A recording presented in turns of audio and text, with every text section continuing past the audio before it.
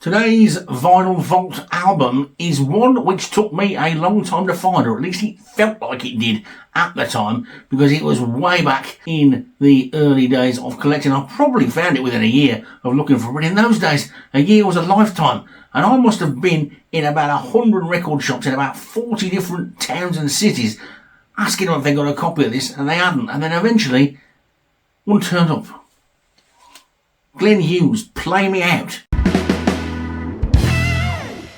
Hello, good evening and welcome. Let's take a look at this album from Glenn Hughes, his first solo album after leaving Deep Purple. Didn't come out till 1977, and blimey, let me tell you one thing for sure, you will never find another album like this at all. Glenn Hughes, a lot of people know I've got history, shall we say, with Glenn Hughes, maybe a little bit, a bit of a love-hate relationship in places, but his music is fantastic. And this album is just wonderful. You never find another album like this because it goes in. Quite often I sort of say albums go, this album goes all over the place. This one, it doesn't. It goes space high. That's where it goes. It goes all over the place. Again, as I've said many times with these sort of like mini look backs at albums that I do, there was no internet or anything back in the day when I was looking for these, which was, you're talking about 1980, 81, and you just had to make assumptions about things, or you'd find out things by reading on the back of covers and all that sort of stuff.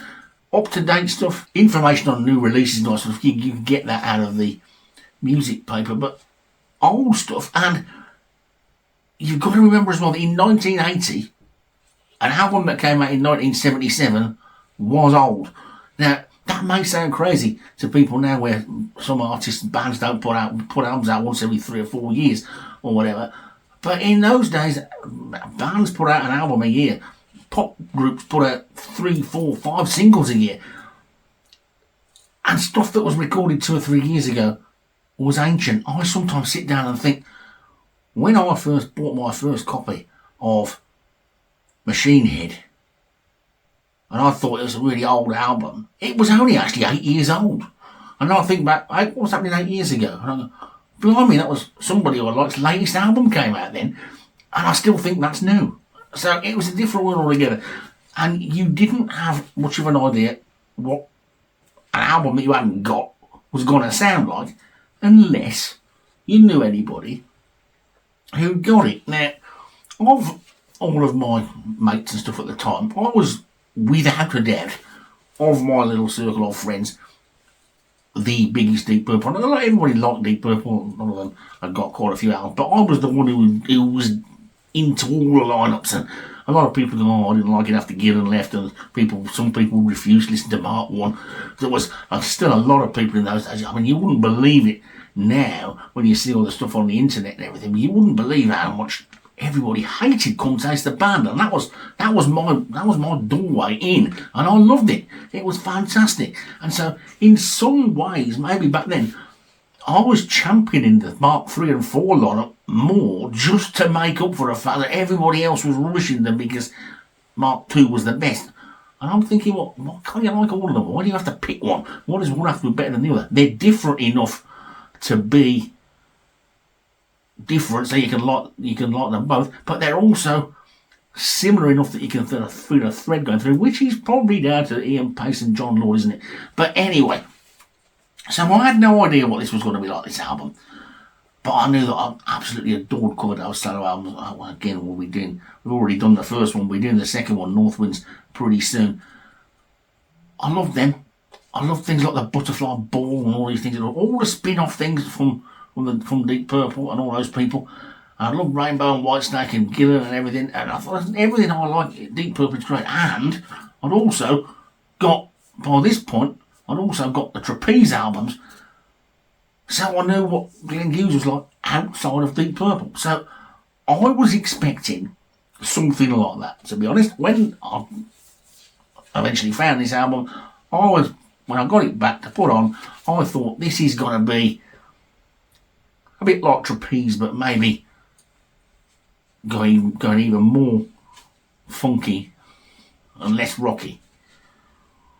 Well, when I put it on, I was just, I couldn't believe what I was listening to, because it was just so different to anything else I'd ever heard. But I immediately thought, this is brilliant. And it is, and it still is now. Glenn Hughes has recorded more records than just about anybody on it. He seems to, Joe Bonamassa is another one. And of course, he worked with him, didn't he, in Black Country Communion. They put out more records than anybody. They certainly did for a while anyway. Glenn Hughes was putting out an album every year, where lots of people weren't making them at all. He's probably got more solo albums than any other Deep Purple member. And sometimes you get them mixed up and you get lost on them, and you think, well, maybe we could have done without that album and saved the best tracks for that next one and then that one. But anyway, I've done a different route altogether now. Despite all that stuff, and I've got them all. I haven't missed any of them out. I've got them all, they're all good, they've all got their moments. Not one of them has come anywhere near this, because this is Glenn Hughes. A lot of people give him a bit of a bad time, don't they, for saying a lot of the Mark III Deep Purple concerts where he's doing all that all that whooping and squealing and all that sort of stuff. He ruins parts of those concerts. Well, they were what they were. Everybody was what they were in those days. What was making him do that? Only he will know. And yeah, some of those Mark III and especially Mark IV concerts, chunks of it you do have to miss out. But there's still no doubt about the fact that the bloke is pretty talented. But this is still the best solo album he's ever made.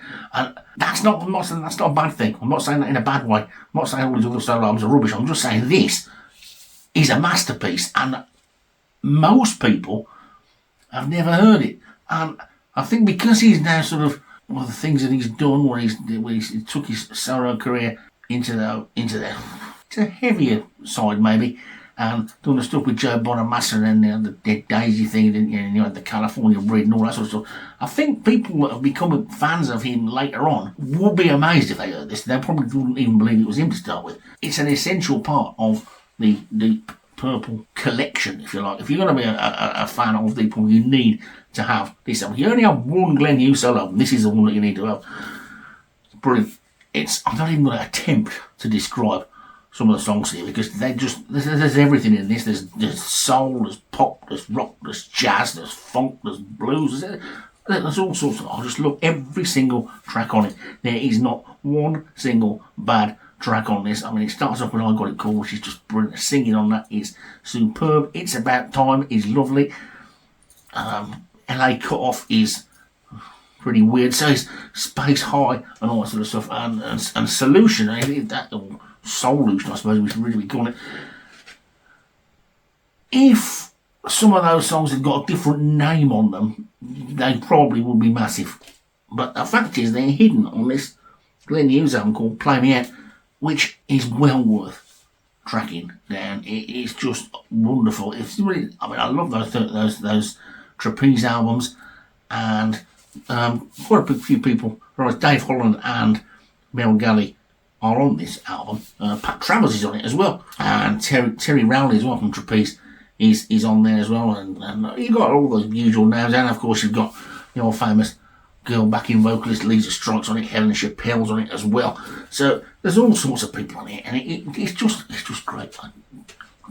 I'm sure it must be on YouTube somewhere. If you haven't got Spotify, find a way to listen to this, but don't just dismiss it after 2 or 3 tracks, or halfway through the first track think, oh no, this ain't for me because this is a bit weird.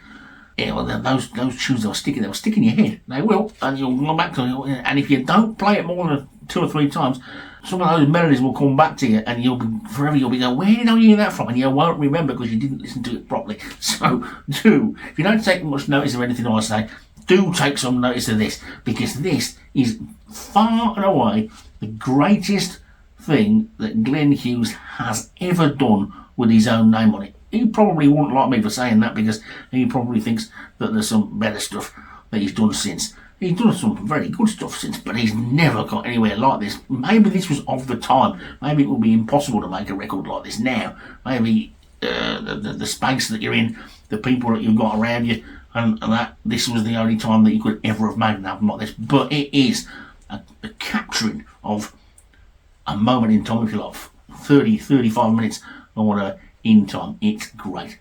go and have a listen to it. After taking so long to find a copy, a few years later, this ended up coming out on these Connoisseur 2 record sets. Glenn Hughes Play Me Out. Now you might think, what are you going to buy it again for? Well, this is a double album, you see. Glenn Hughes Play Me Out, but it's also got an album called Four on the Floor. First of all, on this, you've got a couple of extra tracks, I think. You've got a track that was left off, or was the B-side of a single. There's a nice package as well. You can see you've got the pictures and stuff on the inside. But the other album is this Four on the Floor thing. I don't know whether you can put a picture of Four on the Floor on the back. They did. There's a little picture on the back there. Now, Four on the Floor is not a Glenn Hughes album. So you might say, what's it doing in here then? It's one of those sort of jam album type things that didn't have the people's name on the front. And basically, it's Rolling Stones covers and things. And all sorts of stuff like that. But they're done in a disco style. So Glenn Hughes sings disco. And what have you got? On side one, you've got There Goes My Baby, Gypsy Woman, and Any Day Now. And then on side two, that's where you've got the Rolling Stones stuff with the Glimmer Twins Medley, where you've got Let's Spend the Night Together, Lady Jane, Paint It Black, and Under My Thumb. It is absolutely brilliant. Disco versions of the Rolling Stones and others, sung by Glenn Hughes. Totally obscure. If you ever see one around, there's the cover there. I don't know, it's probably not that difficult to find if you can find one in a shop somewhere, because nobody probably knows what it is still. But it's a part of this set, which I think this is probably hard to get hold of now. But yeah, it's got a repress of the Play Me Out album, and it's got Four on the Floor as well, which is absolutely brilliant stuff. So that's it then, Glenn Hughes Play Me Out. Thanks to everybody who watches and likes and stuff. Picked up quite a lot of subscribers in the last month or so, which is great. I sort of half jokingly said about getting to 300 by November, and wouldn't it be great if we can get to 500 by the new year? Well, we've got a 335 now, which is quite good. I didn't expect to get much over the 300, to be honest. So thanks to everybody who is a recent subscriber, and thanks also to everybody who's been around for a long time. We're coming up to our 3rd year anniversary. I still never got round to really getting it right. We'll keep trying and get the format right in the end, eventually, one day, probably. But, you know, the outside world keeps poking its head in and making me do work type things so that I can earn money and stuff like that to pay bills, which gets in the way sometimes, doesn't it? But anyway, hope everybody's well, not too cold. Winter's really here now. So anyway, perfect time, isn't it, to get yourself a drink and move on to my next video. Catch you there.